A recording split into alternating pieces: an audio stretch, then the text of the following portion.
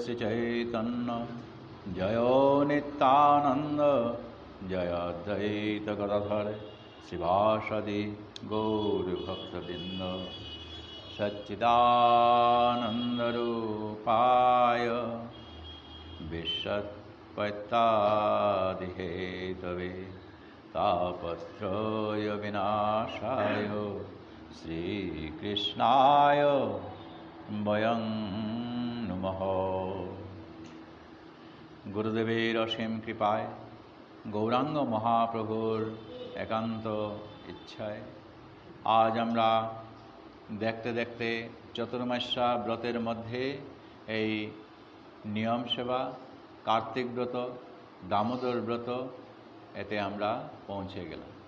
শুধু ভক্তবৃন্দ এই যে এতদিন ধরে যে আমরা ভাগবত পাঠ শ্রবণ করে আসছি, এই শ্রবণের মধ্যে ভগবান শ্রীকৃষ্ণ স্বয়ং ব্যাসদেব তিনি তার শ্রীমুখে এতে উল্লেখ করেছেন একটা শ্লোকে দশম অধ্যায়ের দশম স্কন্ধের 14তম অধ্যায়ে যে জ্ঞানে প্রয়াসম উদপস্য নমন্ত এব জীবন্তি সন্মুখরিতাং ভবদীয় বর্তম স্থানে স্থিতা শ্রুতিগতং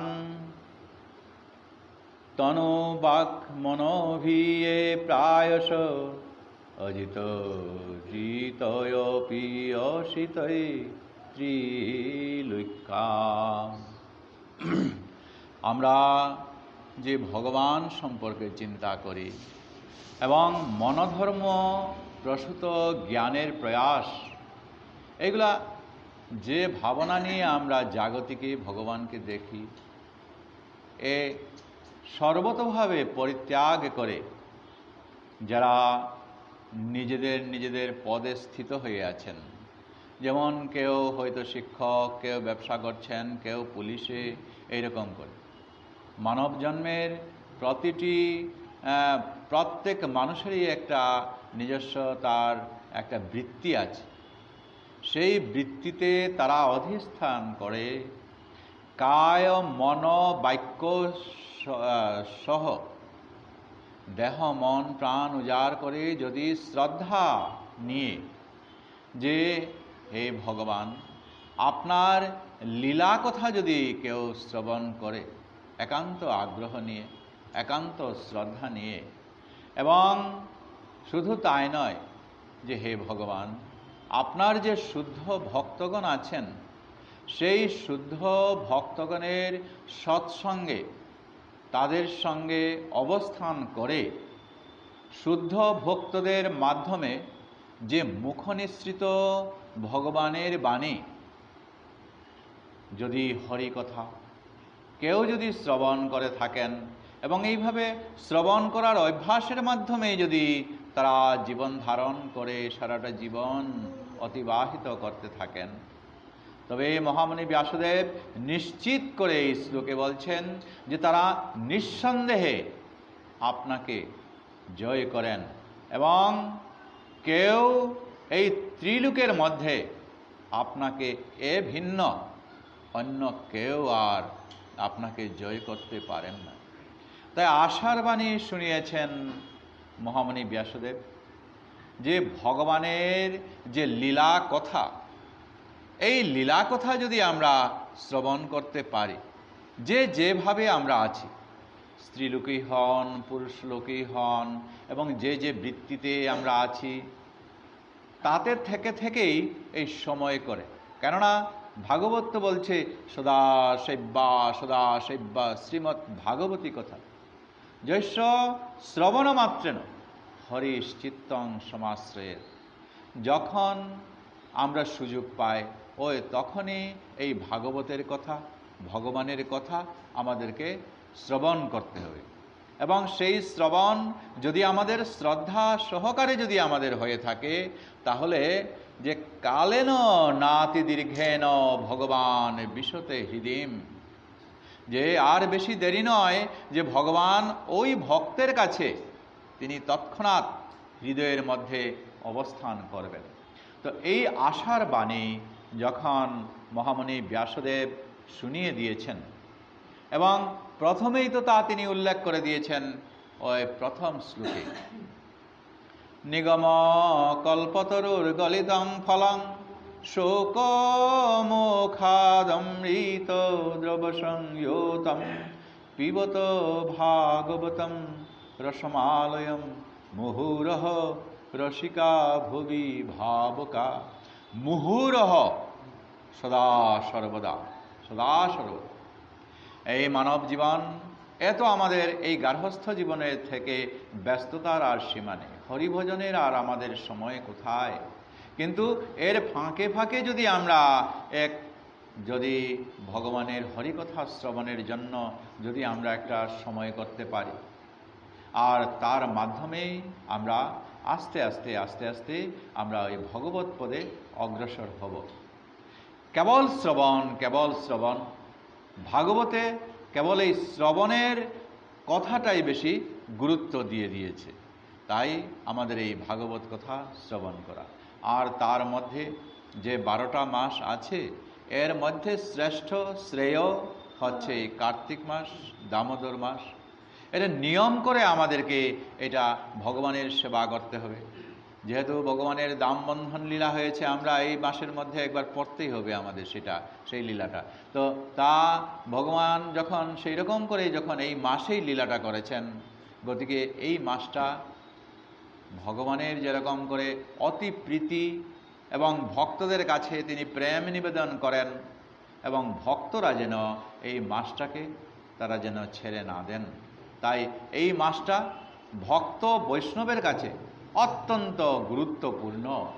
তাই এই মাসটাকে অন্য মাস থেকে আমাদেরকে বেশি গুরুত্ব দিয়ে এই ভগবত ভজন সাধন তো করতে হবেই, সেই সঙ্গে মাঝের মধ্যে আমাদেরকে এই ভাগবত পাঠ নিয়মিত মুহুর্মুহু সদা সর্বদা আমাদেরকে শ্রবণ করতে হবে। তাই এই যে দামোদর মাস, এ সম্পর্কে মহামণিগণ আমাদের কিছু উল্লেখ করে গেছেন, যে নিয়ম নীতি আছে, সেই নিয়ম নীতিগুলা আমাদেরকে সেটা পালন করতে হবে। তো আমাদের তো আর সেটা মন গড়া কিছু আমরা আর উল্লেখ করতে পারি না। শাস্ত্র কি বলছে, ওই শাস্ত্র অনুসারে যদি আমরা তা পালন করি, তাহলে দেখা যায় যে এর মতো আর মাস অন্যখানে পাওয়া যায় না, যেখানে অল্প ভজন, অল্প সাধন এবং এই কিছু কিছু করে যদি এই ভাগবত কথাগুলো শ্রবণ করি, তাহলে আমরা অনায়াসে, যেমন একই মাসের মধ্যে এই শত শত বর্ষ ভগবত ভজন সাধনের উন্নত মানে যেমন আমরা অগ্রসর হতে পারি। তাই শাস্ত্রে বলছে যে কার্তিকের তুল্য মাস আর নেই।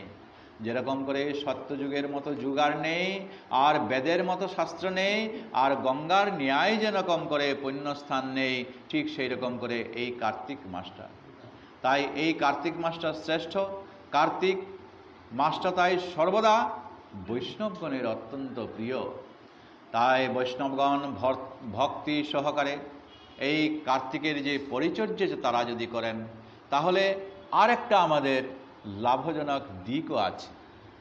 এই কার্তিক মাসটা যদি আমরা ভগবত কথা তো শ্রবণ করবই, সেই সঙ্গে যে কতকগুলা নিয়ম নীতি আছে সেইগুলো যদি আমরা পালন করি, তাহলে শুধু আমরা নয়, আমাদের যে পূর্বপুরুষগণ, পিতৃলোকগণ, তারাও কিন্তু ওই নরক থেকে উদ্ধার হয়ে গোবিন্দচরণে তারা আশ্রিত হন।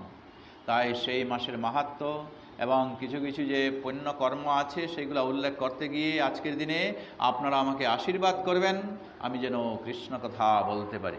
বাঞ্ছা কল্পতরুভ্যশ্চ কৃপা সিন্ধুভ্যৈব চ পতিতানাং পাবনেভ্যো বৈষ্ণবেভ্যো নমো নমঃ।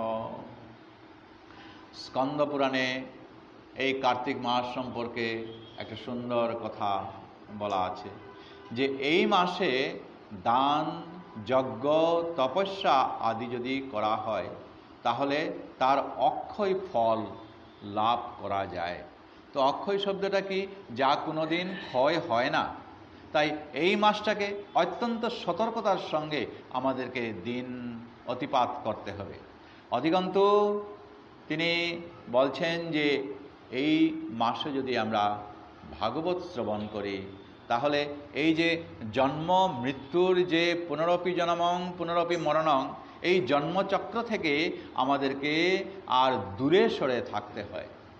তাই যে ব্যক্তি এই মাসের মধ্যে, ভাগবতে আছে গজেন্দ্র মুখ্যন লীলা, আগে আমরা একবার পড়েছি, এবং আর আছে এই দামোদর লীলা, দামবন্ধন লীলা ভগবানের, সেটাও আমরা একবার আলোচনা করেছি। কিন্তু এই মাসে পুনর্বার আমাদেরকে আবার এটা আমাদের আলোচনা করতে হবে। এইগুলা যদি আমরা শ্রবণ করতে পারি, তাহলে শাস্ত্র বলছে যে, আমাদের স্কন্দ পুরাণে বলছে, আর ওই ব্যক্তির পুনর্জন্ম হয় না। তাই কার্তিক মাস কেবল ভগবান শ্রী হরির বিগ্রহের সামনে বসে যদি আমরা এই তার পবিত্র লীলা কথাগুলা শ্রবণ করি, কারণ বলা আছে এই সময়ের মধ্যে ভগবানের জন্মস্থান মথুরায় অবস্থান করতে হয়, বৃন্দাবনে অবস্থান করতে হয়। কিন্তু আমরা সাধারণ মানুষ, আমরা তো দুর্ভাগ্য, সবের পক্ষে তো সেটা সম্ভব না।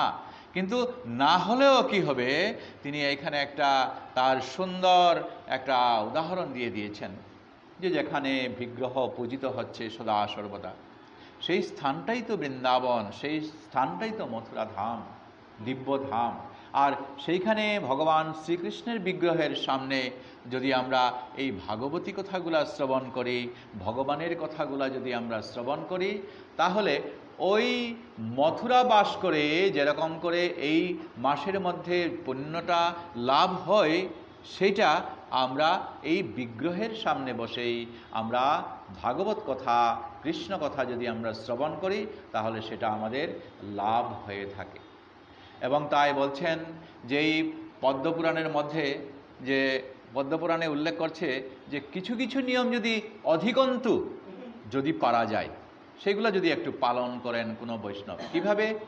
যে কার্তিক মাসে ভূমিতে শয়ন, আমরা সুখের শয্যায় শয়ন করি, আর তা যদি নিচে যদি একটু বিছানা পেতে যদি শয়ন করা যায়, এবং ব্রহ্মচর্য পালন করা, আহারে খেয়াল রাখা, এবং দামোদরের আরাধনা করা, তো এইগুলা যদি আমরা কিছুটা করতে পারি, তাহলে এই সর্বপাপ মুক্ত হয়ে ভগবত ধামে সারূপ্য মুক্তি লাভ করা যায়। জয় রাধে, জয় রাধে। তো বলছেন, যে ব্যক্তি সমগ্র কার্তিক মাস ব্যাপী প্রত্যুষে উঠেন, স্নান করেন এবং ইন্দ্রিয়কে সংযত রাখেন, শান্ত থাকেন, জপ করেন, আর হবিষ অন্ন আদি তিনি পাপ করেন, গ্রহণ করেন, তাহলে এইগুলাই তার একটা ভোজন হয়ে যায় এবং এ থেকেই তিনি সর্বপাপ মুক্ত হয়ে যান। তাই সমগ্র মাস ব্যাপী আহারের ব্যাপারে বলা হচ্ছে যে দিনে অন্তত একবার যদি আহার করে, যদি সন্ধ্যাবেলাও ভালো বা যে কোনো সময়ও ভালো, একবার যদি আহার করি দিনে, তারপরে সন্ধ্যাবেলায় অল্প একটু যদি গ্রহণ করি, একাহার বলা হয় এটাকে, তাহলেই এই আমাদের এই কাজে অধিকন্তু সেটা কাজে আমাদের লাগছে। তাই শুধু ব্রাহ্মণ বৈষ্ণব বলে নয়, যে এই মাসের মধ্যে প্রত্যেক মানুষেরই এমন এমন কর্তব্যগুলা, এইগুলা আমাদেরকে করে নিতে হয়। তাই কার্তিক মাসে যে কি কি করতে হয়, নারদমুনি এবং ভগবান শ্রীকৃষ্ণ সত্যভামার সঙ্গে, নিজ পত্নী ভগবান শ্রীকৃষ্ণের সত্যভামার সঙ্গে তিনি আলাপ আলোচনা করছেন। নারদমুনি তো সবসময় ভক্তির পথে তার ভক্তদেরকে অগ্রসর করিয়ে দেন, আর ওই সত্যভামা আর ওই নারদমুনির যখন এরকম প্রসঙ্গক্রমে যখন কথা হচ্ছিল, ওই ভগবান শ্রীকৃষ্ণ সেই সময়ের মধ্যে তিনি একবার উল্লেখ করেই ফেলেছেন সত্যভামাকে, কি যে দেখো, যারা এই কার্তিক মাসে হে সত্যভামা এই প্রত্যুষে বলতে 1 ঘন্টা 36 মিনিট ওই সূর্যোদয়ের আগে, এটাকে বলা হয় ওই ব্রহ্ম মুহূর্ত। তো ওই সময়টাতে অধিকন্তু এই পুণ্যটা সেখানে বিরাজ করে সময়টাতে। ওইভাবে আর দীপদান বিষ্ণুর উদ্দেশ্যে আকাশবাতি যেটা আমরা দিই, সেটা যদি আমরা করতে পারি তাহলে ভগবান শ্রী বিষ্ণুর দিব্য স্নেহ ওই ব্যক্তি লাভ করতে পারেন। তো এইভাবে যারা করে থাকেন, দেবগণও ওই ব্যক্তিকে সম্মান করে থাকেন এবং পুণ্যকর্মের যে অনুষ্ঠান তিনি করে এসছেন, এটা শুধু তার এই যে আগ্রহটা, এটা এই জন্মে তার জন্মায়নি, এই জন্মটাতে তো জন্মিয়েছে সত্যই, সেই সঙ্গে তার পূর্বজীবনের স্বীকৃতিগুলাই টেনে এনে তাকে আরও প্রগাঢ় করে তাকে এই ভক্তির পথে নিয়ে যাচ্ছেন। এখন এই আকাশদ্বীপের যে মহিমাটা, এটাতে বলছেন যে উচ্চ আকাশে যদি বিষ্ণুর উদ্দেশ্যে যদি আমরা আকাশদ্বীপ দিতে পারি, তো আকাশ বলতে আমরা সাধারণত আগের দিনে গ্রাম অঞ্চলে দেখলাম বাঁশে টানিয়ে সেটা আকাশদ্বীপ দেওয়া হতো। কারো পক্ষে সম্ভব নয়, কেউ 2 তলা 3 তলার উপরে গিয়েও আমরা মোট কথা এই মাটি থেকে উপরে এই প্রদীপটা দান করতে হয়। তো তাহলে কি হয়, এতে শুধু নিজের নয়, এমনকি ওই পূর্বপুরুষ যারা আছেন, পিতৃলোক যারা আছেন, এরাও বিষ্ণুর উদ্দেশ্যে যখন এই প্রদীপটা দেওয়া হচ্ছে আর এই মহিমার মাধ্যমে তারা তখন উদ্ধার হয়ে যাচ্ছেন। তাই এই কার্তিক ব্রত পালনের মাহাত্ম্যে পদ্মপুরাণে বলছে যে কার্তিক ব্রত যদি পালন করে থাকা হয়, যা তো বলছেন যে এতে কি হয়, 10 লক্ষ গুণ অন্যান্য মাসে যা যা কৃষ্ণকর্ম, ভগবত ভজন, সাধন আদি করা হয়, তার 10 লক্ষ গুণ গুণিতক হিসাবে সেটা লাভ হয়ে থাকে। এবং এই কার্তিক মাসে যে মথুরা মণ্ডলে তো কথা বললাম, সেইখানের যেটা এইটা এই ভগবত বিগ্রহের সম্মুখে অন্ততপক্ষে যদি আমরা বসে শ্রদ্ধা সহকারে এই কার্তিক মাসের এইগুলা যাবতীয় যা কিছু আমরা করতে পারি, তাহলে বাস সেটা আমাদের হয়ে গেল। তাই এই কার্তিক মাসটা আমাদের অত্যন্ত প্রিয় হয়। এখন কথা আসছে যে এই কার্তিক মাসে আমাদের মূল কি কর্তব্য বা করণীয়। এই কার্তিক মাসে যে মাহাত্ম্য, সে সম্পর্কে এই সত্যভামা তখন আরও আগ্রহী হয়ে জিজ্ঞাসা করছেন ভগবান শ্রীকৃষ্ণকে।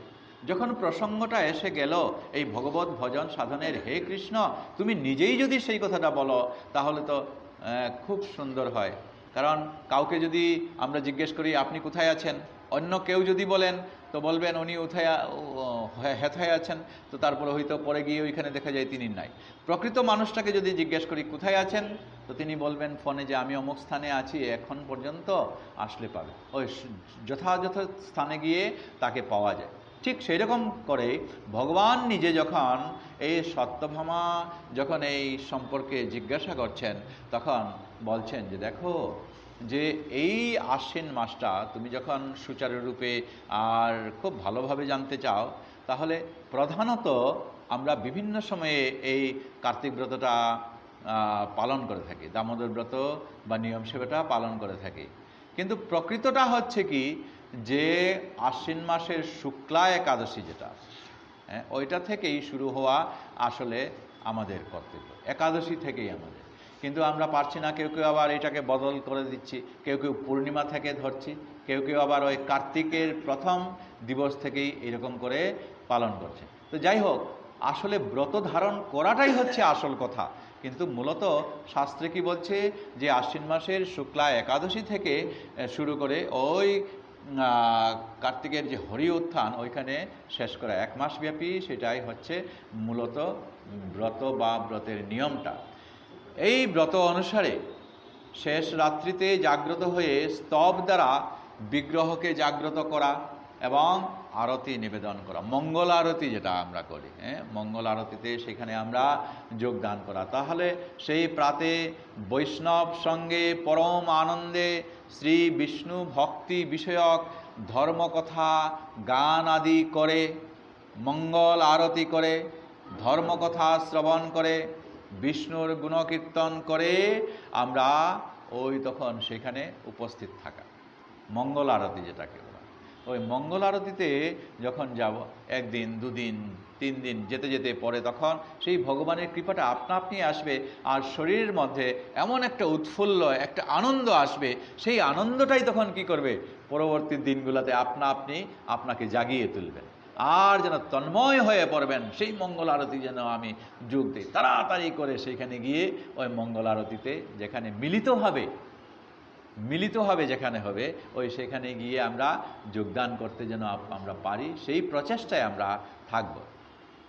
তারপর এই কার্তিক ব্রতে তাহলে দেখা যায় যেগুলো আমরা বললাম, এইগুলার মধ্যে অন্ততপক্ষে এইটাকে যে 5টা নিয়ম আমরা পালন করব, এই 5টা নিয়ম পালন করাকে বলা হয়, এই যে মাসটা যে পালন করব সেটাকে বলা হয় পঞ্চব্রত। 5টা নিয়ম যদি আমরা পালন করি তো সেটার তেমন কিছু না। কি যে ভগবান শ্রীহরির উদ্দেশ্যে কেউ রাত্রি জাগরণ করা, সকালের দিকে আমরা তখন উঠে যাব, এরপর উঠে যাওয়ার পর যদি সম্ভব, যদি বাধ্যতামূলক যদি করা হয় তো ভালো, প্রাতঃ স্নানটা করা। রাত্রি উঠে গেলাম, এরপরে প্রাতঃ স্নানটা আমরা করে নিলাম।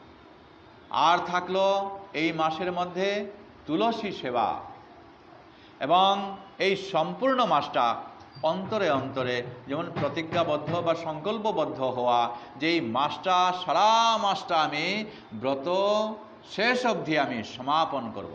সমস্ত মাসটার ব্রত, কার্তিক ব্রত, দামোদর ব্রত, এটা আমি পালন করব, সমাপন করব। আর ওই যে দীপদান, তাহলে কি থাকলো, তাহলে একটা থাকলো রাত্রি জানো খুব ভোরে ওঠা, এই একটা থাকলো, উঠার সঙ্গে সঙ্গে আমাদের স্নানটা এসে গেল। এরপরে আরেকটা থাকবে তুলসী সেবা, আর মনে মনে ধারণা করা যে এই ব্রতটা সারাটা মাস আমি ধারণ করব, আর ওই দীপদান। তাহলে দেখা যায় এই 5টা যদি আমরা পালন করতে পারি, এইটাকে বলা হয় পঞ্চব্রত। আর এই পঞ্চব্রত যে ব্যক্তি অনুসরণ করেন, তিনি এই যে আগে আমরা উল্লেখ করলাম যে ভগবত বিষয়ক যে সুখ এবং মুখ্য রূপ, তার পূর্ণ ফল লাভ করে থাকেন। তাই শ্রীহরির প্রীতি অর্থে আজ আমরা যেরকম করে সমবেত হয়ে ভগবানের কথা শ্রবণের জন্য যে এখানে উপস্থিত হয়েছি, আমাদের সব গার্হস্থ্য ধর্মের কাজগুলা চলতেই থাকবে, কিন্তু একটাই মন এই শ্রীহরির প্রতি, শ্রীহরির প্রীতি উদ্দেশ্যে যেন আমাদের মনটা থাকে সমস্ত মাসটাই। আর এই সময়ের মধ্যে একটু আমাদের সতর্ক থাকতে হবে কি, যে আমরা যেন পরনিন্দা, পরচর্চা, এইটা অন্ততপক্ষে কিছুটা আমরা যেমন আস্তে আস্তে অভ্যাস করা, সেইগুলো অন্ততপক্ষে এই মাসের মধ্যে যেন আমরা বর্জন করতে পারি, এবং কিছুটা সাত্ত্বিক আহার সেইগুলোও আমাদেরকে করে নিতে হবে। তাই এই মাস দামোদর মাস, কেন দামোদর মাস নামটা আসছে, কারণ এই মাসের মধ্যেই মাতা যশোদা যখন বাৎসল্য প্রেমে ভগবান শ্রীকৃষ্ণকে, তিনি অত্যন্ত দুষ্ট বলে তাকে কুমোরের রশি বেঁধেছিলেন। রশির আরেকটা ভালো বাংলা হচ্ছে দাম, আর উদর মানে হচ্ছে এই কটিদেশ, এই তার কটিদেশে তিনি এই রশি বেঁধে দিয়েছিলেন। আর আরেকদিকে উদুখল, যেটা আমরা গ্রাম্য ভাষায় গাইল যেটাকে বলি, উদুখলে তিনি বেঁধে দিয়েছিলেন ভগবান শ্রীকৃষ্ণকে। আর ভগবান শ্রীকৃষ্ণ তিনি তো সবখানেই লীলা করছেন, আর লীলার কথাটা তো আমরা আগেই উল্লেখ করেছি। আমরা সাধারণ মানুষ যেগুলা কাজকর্ম করি সেগুলাকে বলি কর্ম, বৈষ্ণব সাধুবর্গ যারা করেন সেগুলাকে বলা হয় ক্রিয়া, আর ভগবান নররূপে এসে তিনি যে সমস্ত করে গেছেন সেইগুলা হচ্ছে লীলা। তাই ভগবান যখন তিনি বাল্যকালে মাটি খেয়েছেন, মা যশোদা বলছেন, হাঁ করো, তুমি মাটি খেয়েছ? না, আমি মাটি খাইনি। হাঁ করো বলছি। হাঁ করে যখন তিনি দেখালেন, তখন তার এই বিশ্ব ব্রহ্মাণ্ড মাতা যশোদা দর্শন করলেন। এটাও একটা তার মাটি খেতে গিয়েও একটা লীলা। ঠিক সেই রকম করে তার কোমরে রশি বেঁধে দিয়েছেন। ভগবান শ্রীকৃষ্ণ মনে করলেন যে এইটাতেও একটা লীলা করা যাবে। কি? তার এই কোমর বন্ধনী অবস্থায় তিনি ওই সত্যযুগ থেকে যে কুবেরের দুই পুত্র নল কুবের এবং মণিগ্রীব, তাদের নারদের কাছে অপরাধ হয়ে তারা অর্জুন বৃক্ষরূপে জন্মগ্রহণ করেছেন। যুগ যুগ থেকে এসে তারা ভগবান শ্রীকৃষ্ণকে তখন ভজন করছেন যে উদ্ধার করো, উদ্ধার করো। তিনি এই দুই বৃক্ষের মাঝখান দিয়ে উদুখলকে টেনে দিলেন, আর দুই বৃক্ষ উপার হয়ে পড়ল, আর তাতে তারা মুক্ত হয়ে গেল। এতেও ওই ভগবান শ্রীকৃষ্ণ লীলা করেছেন, আর এইটাই তার দাম বন্ধন লীলা। তো এইগুলা আমাদের এই মাসের মধ্যেই সব কিছু হয়ে গেছে। তাই এই মাসটাতে মাতা যশোদা, একটা ফটো আছে দেখবেন যে মাতা যশোদা বাৎসল্য ভরে তিনি ওই শ্রীকৃষ্ণকে হয়তো ননি খাওয়াচ্ছেন, বা তিনি ওই বৎস কৃষ্ণকে কুলে নিয়েছেন। এই মাসটাতে যদি বাড়িতে থাকে তাহলে সেটাকে এই মাসের মধ্যে বেশি বেশি করে দর্শন করা, বা যদি থাকে তাহলে যাতে প্রত্যেকের গোচর হয়, প্রত্যেকেই যেন দৃষ্টি পড়তে পারে, ওই ফটোটা এই মাসের মধ্যে একটু বেশি দর্শন করা। তো এইভাবে কতকগুলা নিয়ম আছে।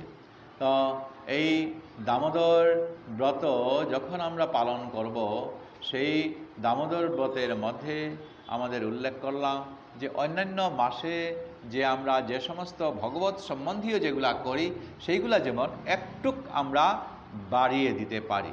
এটাকে কার্তিক এই মাসে হচ্ছে বলে কার্তিক ব্রত বলছে, এবং এটাকে বলছে নিয়ম সেবা। নিয়ম সেবা কি? নিয়মিতভাবে সেবা করা, তার যেমন ভঙ্গ দেওয়া না হয়, নিয়মিতভাবে করে নেওয়া। সেই নিয়মিত ভাবটা তো আমরা আগে বারবার নিয়মের আমরা বারবার উল্লেখ করেছি যে ভগবানের দৃষ্টিটা তখন নিয়মিতভাবে থাকলে তখন ভগবানের দৃষ্টিটা তার প্রতি পড়ে যায়। তাই এই মাসে এই ভগবত ভজন সাধন সেটা ভঙ্গ না দিয়ে নিয়ম করে যাওয়া হয় বলে, সেই সেবা দেওয়া হয় বলে এটাকে বলছে তার নিয়ম সেবা। তাই এই কার্তিক ব্রতের মধ্যে আমাদের কিছু বর্জনীয় আছে। কি কি বর্জনীয়? যে এই মাসের মধ্যে আহার সম্পর্কে আমাদের কিছু সচেতন হতে হবে। আমাদের এই মাসের মধ্যে রাজমা ওই ফরাস বিজিটা বোধহয় নাকি দেখা, রাজমা এইটা অন্ততপক্ষে এটা বর্জন করতে হবে। আর যে আচার, বাজারের আচার তো আছেই, আর কখনো কখনো আমরা বাড়িতে তৈরি করে রাখি সেই আচার, সেটাও আমাদেরকে বর্জন করতে হবে। আর বলছেন এই মাসের মধ্যে যদি কলিঙ্গটা কি তা সবজি, কলিঙ্গ পটল তো বুঝলাম, পটল, বেগুন, এইগুলো আমাদেরকে এটা বর্জন করতে হবে। আর আমিষ আহার তো একেবারে নাই। আর যদি প্রকৃত ভক্তগণ এইভাবে ভগবানের ভজন সাধনটা এই মাসের মধ্যে একটা ব্রত হিসেবে তিনি পালন করে নেন, তাহলে তিনি যেন এই সুস্বাদু ভোজন, যে আজকে ভালো করে এইরকম করে আহারটা করে নিতে হবে, সুস্বাদু আহার করতে হবে, এই প্রতি দৃষ্টিটা ততটুকু না রাখা। আর সুখসজ্জা, যে আমাদের বিছানা যেগুলা বললাম, পারতপক্ষে যদি সম্ভব হয় মাটিতে বিছানা করে যাওয়া, সেটা আমাদের করে নিতে হবে।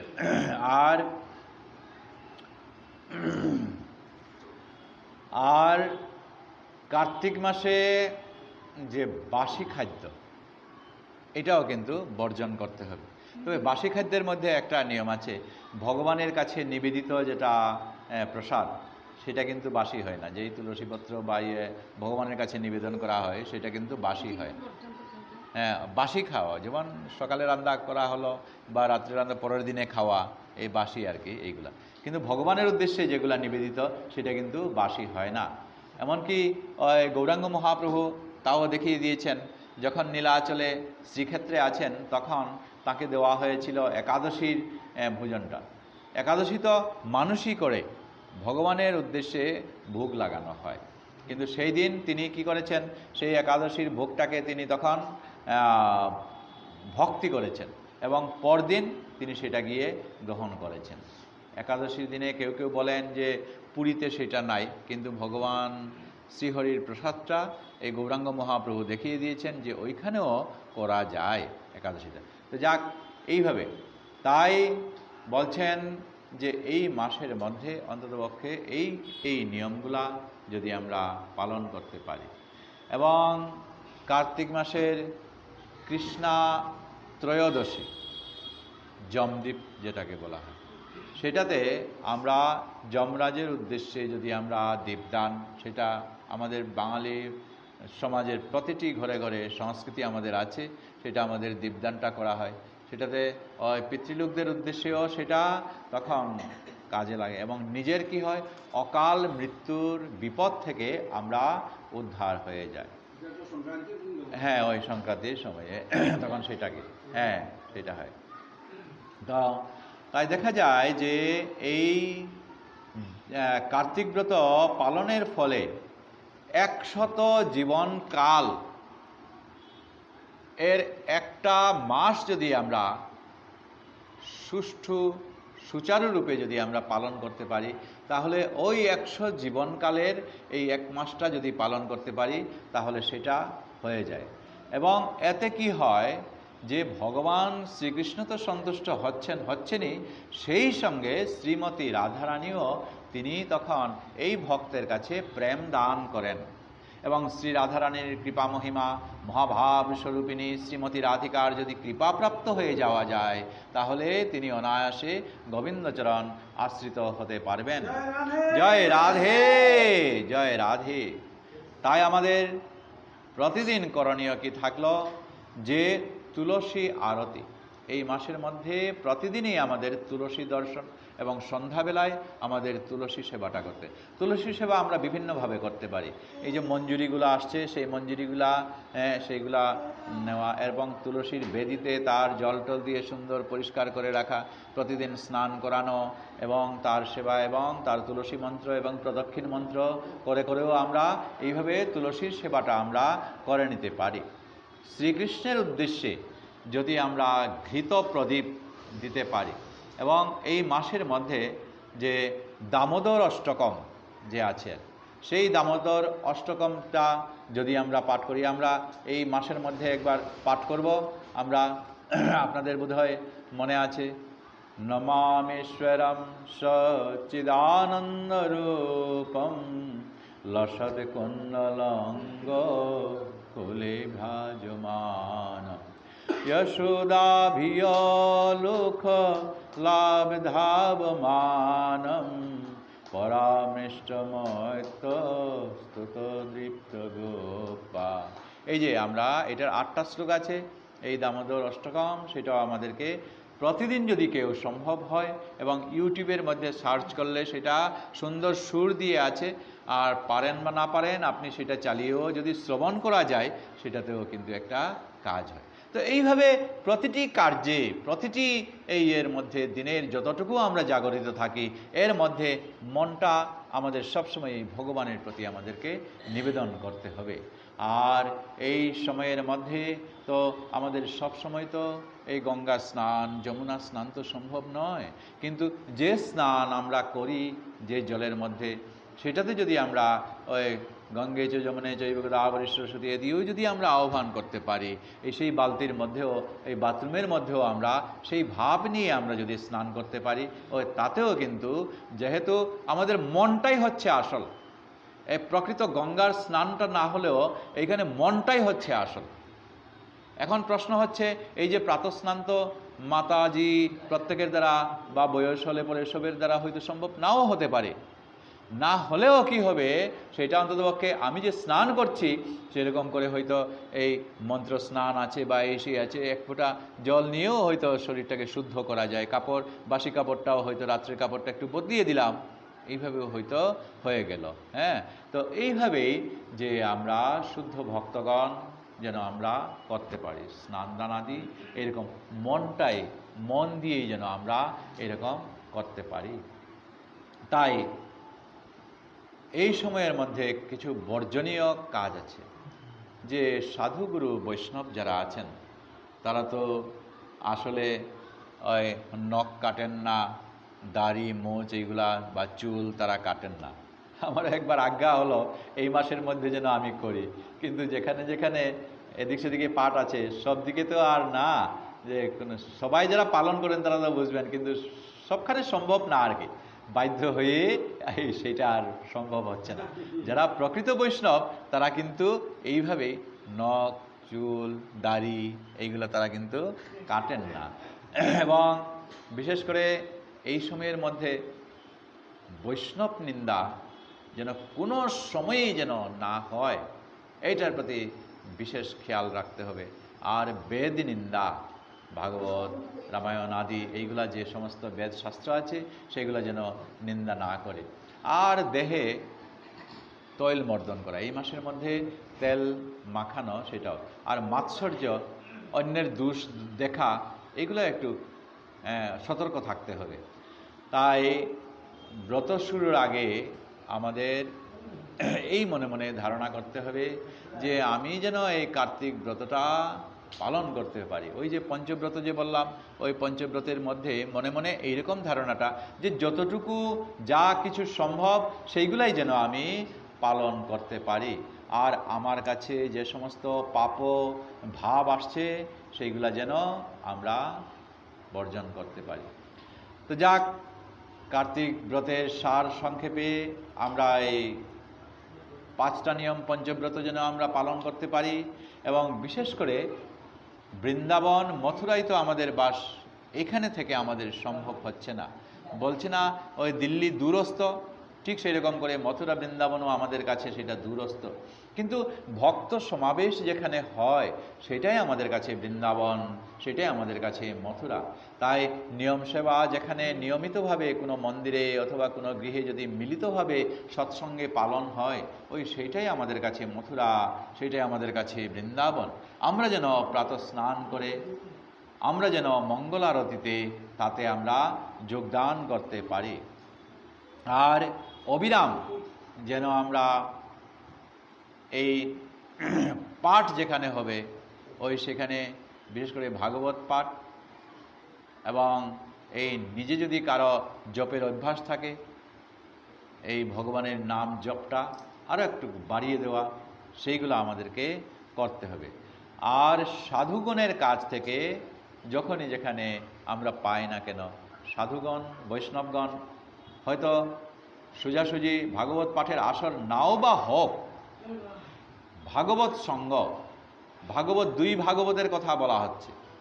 এক ভাগবত হচ্ছে গ্রন্থ ভাগবত, আরেক ভাগবত হচ্ছে পরম বৈষ্ণব সাধু যারা, সাধুদের বৈষ্ণবদেরকেও ভাগবত বলা হচ্ছে। কেন? কারণ তারা ভগবানের কথা ছাড়া আর অন্য কিছু আলোচনা করেন না, এই কারণেই ওই বৈষ্ণব সাধুজন ওই তাদেরকে ভাগবত বলা হচ্ছে। হয়তো কোনো এক জায়গায় একজন সাধু বা বৈষ্ণব বসে আছেন, তার সঙ্গ যদি সামান্য মাত্র নেই, তার সঙ্গে কথাবার্তার মাধ্যমে তার কাছ থেকে যা শ্রবণ করব সেটাই হচ্ছে সাধুসঙ্গ। সাধুসঙ্গ সাধুসঙ্গ সর্বশাস্ত্রে কয়, লবমাত্র সাধুসঙ্গ সর্বসিদ্ধি হয়। লব, লব মানে 2টা অর্থ বোঝাচ্ছে। একটা হচ্ছে লব মানে লোয়া, আরেকটা অর্থ হচ্ছে লব মানে ক্ষণিক সময়, সামান্য সময়। ওই সামান্য সময়টা যদি ওই সাধুসঙ্গ বৈষ্ণব সঙ্গ যদি করা যায় তাহলেও কিন্তু অনেক কিছু আমরা পেতে পারি। তো এই কারণে এই মাসটাতে আমরা যেন সপরিবারে, শুধু নিজে নয়, সপরিবারে এইভাবেই আমরা যেন আমরা দিন কাটাতে পারি, এবং ওই দামোদর অষ্টকম মোবাইলের মাধ্যমেও যেন আমরা শ্রবণ করতে পারি।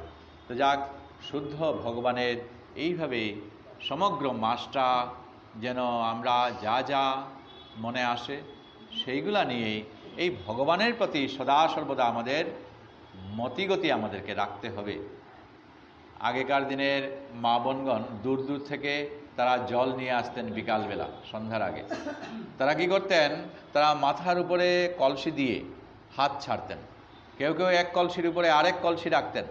আর তাদের এত অভ্যাস ছিল যে হাত ছেড়ে তারা তখন গল্প গুজব করে করে আসছে। তাদের উদ্দেশ্যটা কি? উদ্দেশ্য এইটাই যে মাথা থেকে সেই কলসি যেন না পড়ে, আর বাকি সব কথাবার্তা এগুলা চলছে।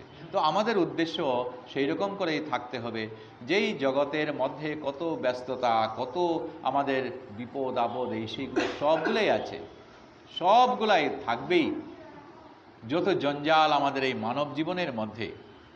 আর সেই জঞ্জালের মধ্যেই যেন আমরা এই ভগবানের এই স্মৃতিটা যেমন সবসময় আমরা মনে রাখি।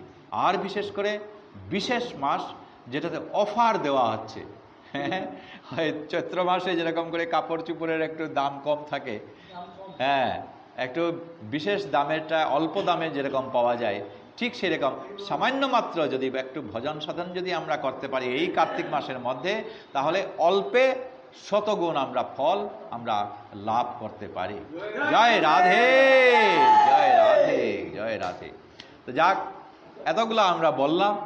এরপরে যদি মা বোনরা তাদের জন্য একটা কথা থাকলো, ভগবানের উদ্দেশ্যে যদি একটু ক্ষীর অন্ন যদি একটু বানাতে পারেন বাড়িতে, একটু তুলসীপত্র লাগিয়ে এই ভগবানের যদি তার দেবগৃহে যদি দিতে পারেন তো ভালো। একটু স্মরণ করে ওইভাবে দিয়ে পরিবারে একটু আমরা এই মিষ্টান্নগুলা যদি একটু মানে, কারণ এই ক্ষীর সুস্বাদু অন্ন ভগবানের অত্যন্ত প্রিয়, এবং মাতা যশোদা তো এই শ্রীকৃষ্ণের জন্যই তো এইগুলা সব তৈরি করেছেন। তাই সেই দামোদর, সেই ভগবান শ্রীকৃষ্ণের জন্য যেন আমি এটা ওই নিবেদন করছি ভগবানের কাছে। আর যারা প্রসাদ খাচ্ছে বাচ্চা কাচ্চাগুলা, ওই তাদেরকেও যেন এগুলা দিয়ে দেওয়া হয়, ভাবটা যেন থাকে ওই শ্রীকৃষ্ণই সেটা পরমান্ন সুস্বাদু অন্ন গ্রহণ করছেন। তো যাক, কথাগুলা সব হয়ে গেল। আর ক্ষীরের মধ্য দিয়ে, পায়সের মধ্য দিয়ে, মিষ্টি কথা দিয়ে আমরা এখানে শেষ করলাম। আপনারা ভগবানের কাছে ভোগ লাগাবেন, আর যদি সুযোগ সৌভাগ্য হয় আমরাও সেটা পেয়ে যাব। আর ভগবানের কাছ থেকে আমরা যেন কৃপাটা পাই। প্রত্যেক ভক্তরা সাধু সঙ্গ করেন আর ভগবানের কৃপা এই কার্তিক মাসের মধ্যে পেয়ে থাকুন, এইটুকু চেয়ে ভগবানের কাছে আজকের পাঠের বিশ্রাম আমরা এখানে দিচ্ছি। নাম সংকীর্তন যস্য সর্ব পাপ প্রণাশনম, প্রণাম দুঃখ শমনস্তং নমামি শ্রী হরিপদম। গুরবে গৌরচন্দ্রায় রাধিকায় তদালয়ে, কৃষ্ণায় কৃষ্ণ ভক্তায় তদ্ভক্তায় নমো নমঃ। বাঞ্ছা কল্পতরুভ্যশ্চ কৃপা সিন্ধুভ্য এব চ পতিতানাং পাবনেভ্যো বৈষ্ণবেভ্যো নমো নমঃ। जय श्रीमद्भागवत महापुराण की जय, समस्त वैष्णव वृंद की जय, आपन आपन गुरुदेव की जय। हरे कृष्णा कृष्ण कृष्ण हरे हरे, हरे राम राम राम हरे हरे। हरे कृष्ण कृष्ण कृष्ण हरे हरे, हरे राम राम राम हरे हरे। हरे कृष्ण कृष्ण कृष्ण हरे हरे, हरे राम राम राम हरे